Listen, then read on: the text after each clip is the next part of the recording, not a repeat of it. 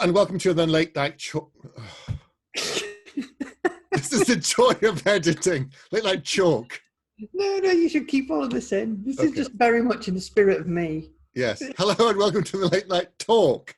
Yeah. My guest this evening is RJ Barker. There he is. There he is. Well done. Yeah. RJ is the author of the Wounded Kingdom trilogy and the Tied Child trilogy. Book 2 comes out later this month, Call of the Bone Ships. Yes. Which is there behind the plant, and it's there being waved right now. There you go. Book 2 is out this month. And is book 3 out next year sometime? Book 3 is out at the moment, September next year we have it down for. But I don't know if it'll move to November to being a year from this one. I don't. Right. Who knows? It's all gone a bit weird with COVID. So this was meant to be out in September, but all the books in the world came out in September, so they pushed it backwards. Yeah, they moved a lot of things around. Yes. Yes. Okay, so I know a bit about you, having met you on occasion. Just once or twice. Twice. Yeah. But what I don't know is how you got into fantasy. Where did it start reading? And then why did why writing it? And I think your answer is going to be different to what most people tell me. Just a hunch. Yeah, well, I've always read everything I can get my hands on. That is how I read. And then sort of when I moved away from home, I read whatever was in the charity shop because that's all I could afford. So I don't really have a genre allegiance the way some people do. Mm-hmm. And I always actually thought I'd end up a science fiction writer because that's kind of, or a crime writer, because they tend to be my go-to things. And I'm a huge Ian Banks fan. I love Ian Banks stuff. And my first sort of submitted novel was a science fiction novel that very nearly sold, but didn't in the end. Oh. And then I had the idea for Age of Assassins, which is the only book that's not up here, actually. My copy's in the other room, so I can't show you it. But. And this is absolutely true. It's because the hardback is stuck behind a beaver. And it's just there is the beaver. Can you see him? He's there. Sort of. Yeah, well, I can see the beaver. Yeah, I can see the beaver. So that, and then I had the idea for Age of Assassins, which was kind of two things I love, which is murder mystery in a sort of but it only works in a fantasy book. So I love history as well, and it's very close to sort of 9th, 10th century England to what's written in. So I wrote it. And I really like doing it. I really enjoyed the experience of it, the whole thing. I'm weaving magic in. And I wrote in about 6 weeks, the first draft. It was really quick because it was there in my head. Yeah. There were steroids involved because I was poorly. But they're really helpful. I wouldn't suggest, don't write a book on roid rage. I'm not a ragey person. So No. But so I wrote really quickly and I kind of finished it. And then I suddenly understood what everyone had said about having written a book and knowing that this will do it. So, yes, this is it. Oh, you knew? Interesting. Yeah, it was a different feeling. And then I changed agents for boring reasons. So with my current agent, Ed Wilson, and he read the first chapter and just rang me up and went, "Yeah, this is good stuff. I'll read the rest of it, but this is it. This is good stuff." Wow. And he sold it. And then once you've sold a fantasy book, you are a fantasy writer. Then you're expected to do more. And because I just love the act of writing. What I'm writing isn't as important to me as the act of doing it, and it's people that interest me. So I kind of became a fantasy writer by accident. I just had a good idea and it stuck, and that's what I was doing. But I have read a lot of fantasy. We were talking. I do a thing called Writopolis with Kit Power every other week where we sort of chat to random publishing people, which I've either asked you to be on it or you're on my list of people I've got to ask. I'm on the list, I'm sure. Yeah. Yeah. The great thing is people at home going to listen to that and think, oh yeah, he's kind of snubbing Steve. Where Steve are just useless, just absolutely rubbish. I don't know my organisational skills. Yeah. And Kit, who I do it with, refers to. He says it's not his idea, but I've decided it is texts, the texts that always stick with you in your head. And I realised that mine are Watership Down, which is a fantasy book very much. Yeah, it's got magic in it and everything. And the Chronicles of Morgaine by C.J. Cherryh. which Right. that's about a male character who's following a female character who's much more powerful, and that reoccurs in my books, and I know it's to do with that book. Somebody was asking me, do you like powerful girls in RJ, in a kind of really really manner, and As in, are you someone's footstool when I'm not watching, RJ? yeah, and I was like, no, it's really not that at all. It's that one trilogy of books by C.J. Cherryh that I just read at the right time, and it just like absolutely like, whoa, the language is really quite difficult to approach, and it you have to commit to it, and I loved that. It's the first time I come across a book like that, and it was just brilliant. It's absolutely love it. It's out of print, which is very sad as far as I'm concerned. So yeah, like nearly everything in my life, it is not what I expected to do, but I really enjoyed doing it. Yeah. And I kind of fell into it by accident rather than design, which it's got me this far. So it's not, if you don't get stressed about stuff, it's not a bad way to live. Stick with it if it's, if it's working. But I didn't know. So you said you knew that was the one, that was the one that was good, that was something different that would get you published. I didn't know. I had no idea. No idea. It's interesting. Yeah, I had a feeling it was of a different quality. Right. To the and the weirdest thing is, because when I finished the last Bone Ships book and I sent it to my editor, and then you have the hiatus of waiting to see if your editor tells you that it's a terrible book and you have to rewrite it. Well, I think every time I send a book off, it's going to come back. I think, oh, Jenny's just going to go, no, this is not the one. Do it properly, RJ. I thought I'm going to go back to that science fiction novel because I really liked it at the time. Yeah. And I did, and I went back to it, and I got about a third of the way through and just thought, oh, it's not. Not quite right. There's some really good ideas in it, but it didn't excite me in the way it had originally. So maybe it's the theme in the book rather than what you've done. I mean, there's some stuff in it I think I'll pull out and use in other places. But, yeah. I think it's not where I am now. And also, annoyingly, I think my agent Ed knew that as well, because I'd mentioned going back to it a few times, and he'd be kind of, oh, go on, then you do it, in a kind of very, very non-committal manner. And then I went back and I told him I don't think it's that good, and he was kind of, oh, really? Yeah. He knew that if he pushed you, you wouldn't go for it. But if you found your own way there, you'd come to the same conclusion. Yeah. So it's kind of, there's some really good ideas in it, but I'd like to write a science fiction novel at some point. Just because I like big spaceships. So yeah. But anyway, we've wildly digressed, haven't we? Already. I was expecting it, to be honest. I really wasn't expecting a linear conversation. No. Let's be serious and on point. This is my new thing. Okay. Sure. Yeah.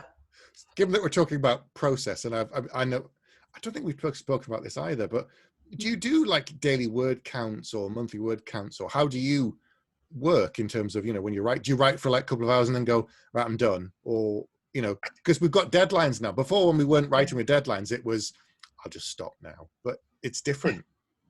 I write Monday to Friday. Yep.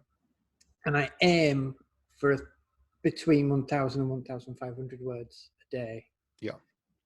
Which I know or if it's a really good day and it's going, it might be 2,000, might struggle to get to 1,000. But I usually do that. I don't find that too much of a struggle. But I know that takes me physically 2 hours. Right. But those 2 hours might actually be spread over an entire day, as opposed to doing it all at once. I might faff around and do other things. And every so often you have one of those days where you just write a load and it's just really easy. But especially with it changes with each thing though, because I mean the Assassin books I wrote 2,000 to 2,500 words a day, because they were first person, which is my favoured way of writing, and that I was just in that voice. And the Bone Ships is much more mannered and deliberate, so it's harder to do because I have to think about it, which as you know, I'm generally against thinking about anything.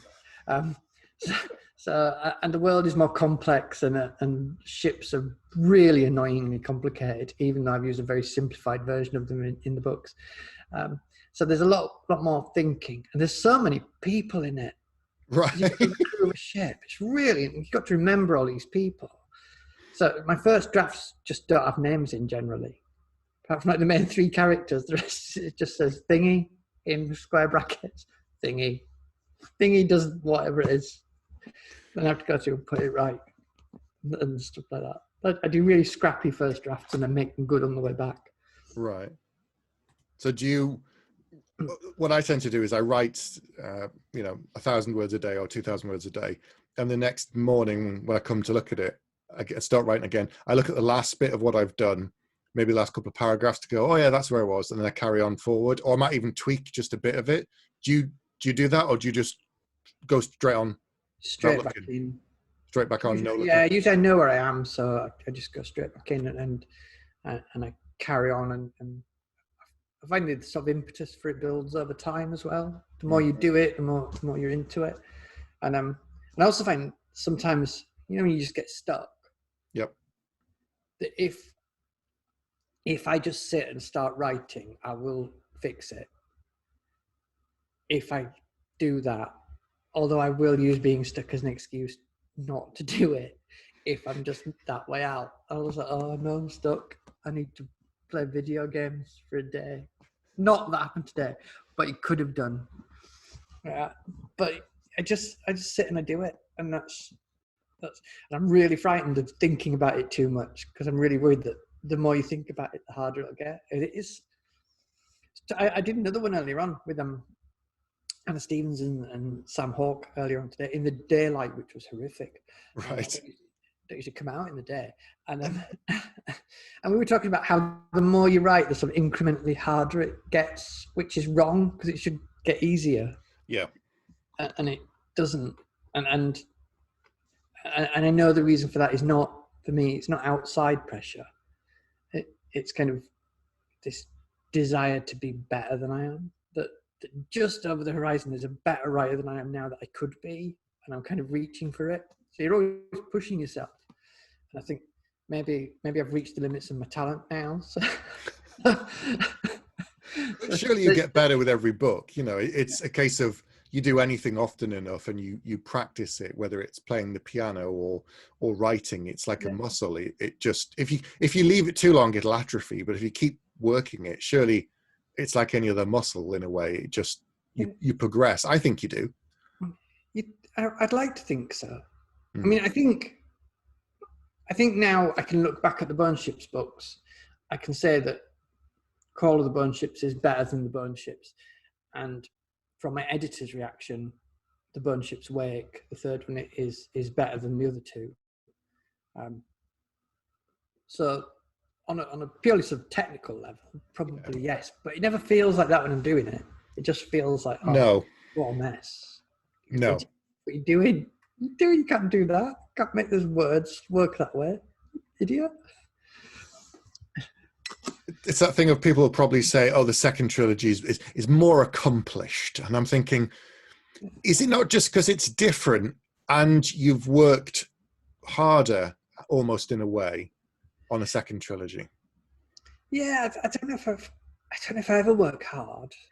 I don't know if that's the right. I think probably subconsciously I do. I think I don't enjoy third person writing. I find it much more difficult. Right. And the Bone Ships is third person writing. So clearly I've made a decision there. I think subconsciously, I know I don't want to write similar books. I don't want to write, like the Bone Ships are not like the Assassin books, which can be a bit upsetting if you came to me through the Assassin books and you loved those, and you get the Bone Ships and they're quite different in tone and the way the world works. But funny if it works for people going backwards. They love it. But I can understand why you could read the Assassin books and come to Bone Ships and go, this is very different. And then the next thing that I do will be very different again. Yes. And then I've got plans for the thing I want to do after that, and that will be really different. Because that's where the fun is, isn't it? Doing new stuff. Yeah, if you do anything, one of my favorite series, I don't think you've read them, is the Dresden File books. And he's on... so like book 17's just come out, and on the one hand, you know, it's made his career, that it's the 20th year and he's doing really well, and you know, he's made his living full time, which is the goal, be able to write full time. I also suspect part of him, I would like to believe a small part of him is like, oh God. But he said himself, Butcher said himself, that if he doesn't take time between books or write something else between books, he'll just kill Harry off. He'll be so bored and be like, nah, I can't do this at the moment. And I get that. If someone said to me, right, you've done 6 Mage books, we want another 6, but I would say no. No. But 3 books is definitely enough for me. By the end of the 3rd book, I'm well and truly sick of it. I'm just like, I don't want to do this anymore. That's to do with rules. Stephen knows my feelings about rules. It's why you're very unlikely to ever see me turn up and write tie-in fiction, because they tell you what to do. What's the point in writing books if someone's going to tell you what to do? But you know, the first book's brilliant because it's just like this explosion of mad things. You can put whatever you want in it, and then by the 3rd book, you're having to write within the tramlines that you've created, and you can't just like do random stuff. And it's just like, oh, I want to put a pig in, but there's no pigs in this world. I can't have one. That's really sad. What about within the same world? Or that's the thing, like, you know, because Robin Hobb famously has done stories on different continents that at first have no apparent connection, and then it's later on you go, oh wait, that person that referenced so and so might be connected to that. But then again, they're not reliant on each other. So would you ever go back to the same worlds and do like totally different stories? I've got, it's really weird because I have kind of vague plans written down somewhere for a book that takes place prior to the Assassins in Age of Assassins. Yeah. And a book that, got to be very careful here not to spoil the book. Yeah. A book that takes place after it with 2 characters at a much later stage in their life. Okay. Solving crimes that are just pure murder mysteries. But if I'm honest with myself, I will probably never write them. They're kind of, because I'm quite stubborn, and I don't like the feeling that I'm going backwards. Going back to something I'd done before will be like, to me, it's kind of like me saying, oh, this is not the same for everybody, because I'm aware it's a ridiculous way of thinking because it's a new story, but it's like me saying I don't have something new to do. And I think too much of my sort of image of myself is someone that always has something new to do. So I need to be doing new things. I need to be doing something. But the weirdest thing is, when you were saying about the Dresden Files, I love Robert B. Parker's Spencer books. They're crime novels. Yep. And there's 42 of them now. And they're all exactly the same. And I love them. I don't care. They're all exactly the same. And there is something really comforting as a reader about that to go. Yep. But and also you can write, like James Lee Burke's just written the 23rd Dave Roberts Show book, I think, maybe the 26th. It's in the 20s anyway. And he's one of my favorite writers, and they're detective stories set in our world. And the 23rd one has a 1,000-year-old time traveling assassin from hell in it. And it shouldn't work at all, but he absolutely pulls it off. You never ever doubt it or feel that it's ridiculous. In this book, it's an astounding. It's called A Private Cathedral. It's an astounding bit of writing, and I'm in awe of it. So you can write the same thing and make it just madder and madder. I don't think James Lee Burke would like me calling it mad. But it's like Lee Charles has been doing the Jack Reacher books for forever. He's now stopping, and his brother's taking over apparently. And I'm just like, okay. So I think Reacher's sort of. I think Lee Charles is retiring, and his brother's just like, well, I'm younger, and I've got the same surname. I'll do it. And his brother's gone, yep, carry on. There again, that's probably just going to be okay. Jack Reacher book 47 coming up. Well, Robert B. Parker's agent took over. When he Right. died, his Wow. agent started writing them. Good grief. So and I think probably that they might have been working together for a while because the voice is still quite similar. Mm. Yeah, I don't think Lee Child probably needs the money, does he? He can just say, look, bro, here, buy yourself a house. Put your name on this Jack Reacher book. But yeah, it'd be lovely to have a Jack Reacher style breakout. I think it'd be mad. Yeah. Yeah. But as I said, it could also be a bit of a millstone if it's like, do that for the rest of your life. I'd have to write under a pen name. I'd have to go and do something different. I just couldn't. Like you, if I was only stuck doing one thing, I'd just go mad. Yeah. I don't think I could do it. Does Lee Child do other stuff? I don't know. He's not a writer I know anything about. I've just seen his Jack Reacher stuff on films. Hmm. Tom Cruise does him, doesn't he? He did. Tiny Tom Cruise played 6'5". You know, Jack Reacher. He can do that though. He can play a tall man because he played Lestat as well, didn't he? Yes, he did. That's the power of the cruiser. The cruiser. He's so charismatic. He actually appears taller than he is. That and stacky-old shoes, I imagine. Yeah. And the most committed runner of any actor. Tom Cruise. Yeah, no one runs like Tom Cruise. He's really good. I'll give him that. There's running, and then there's Tom Cruise running, where he goes for it to the point where he broke his foot on the last Mission Impossible film.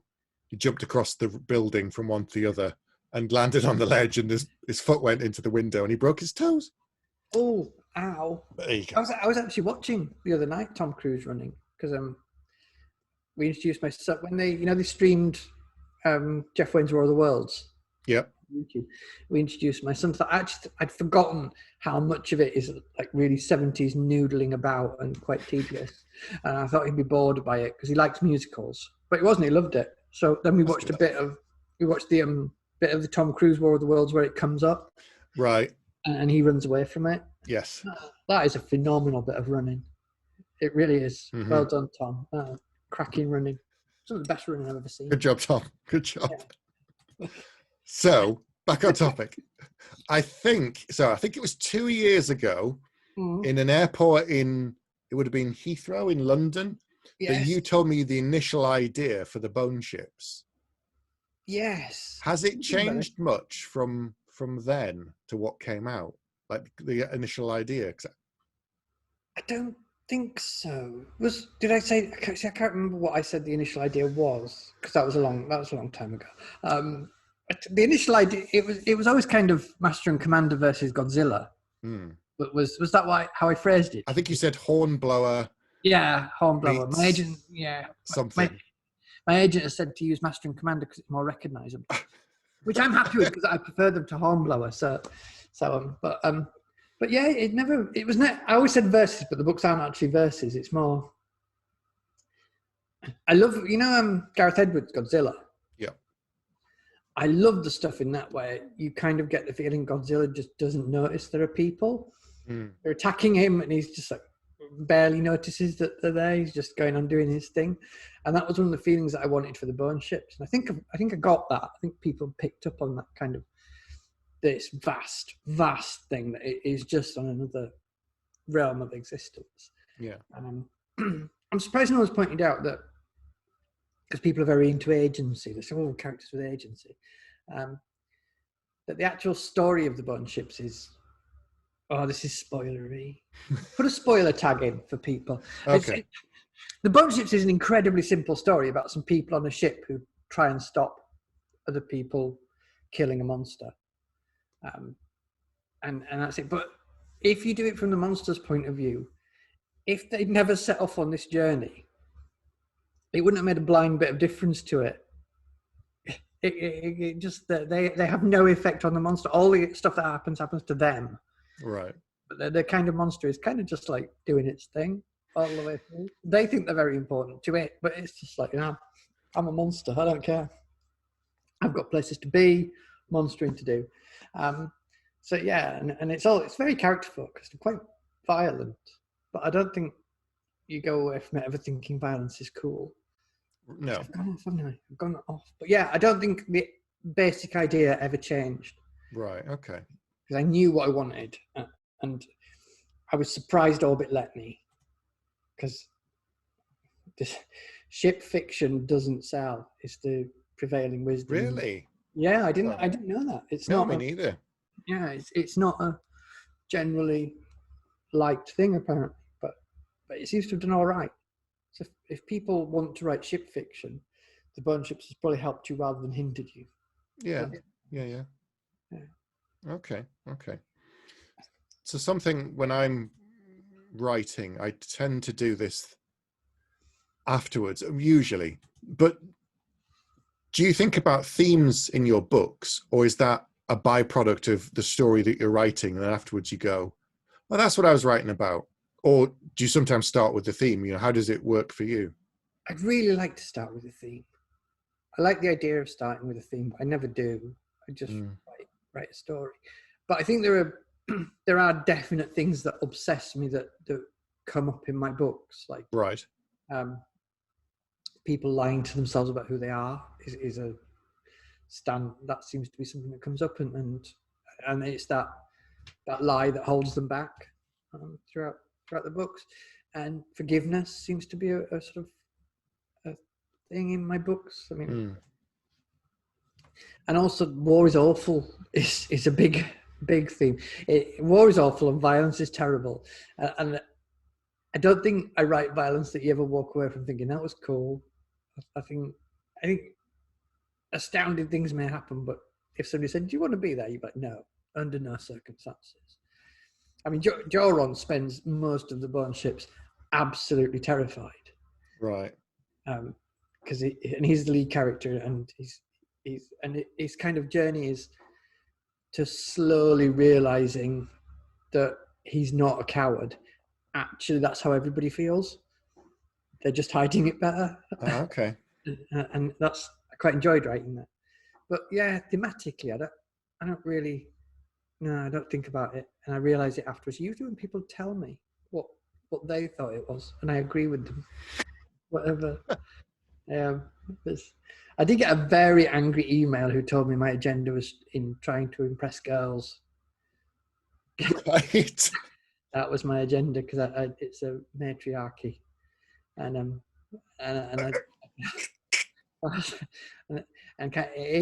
they're awful, the women in this book. Just what sort of girls do you think I'm trying to impress? Psychopathic ones? This is all back to that other thing again, all over, isn't it? Yeah. You're not meant to look at these women and think, "Oh, they're cool with their murdering babies and stuff that they do in it."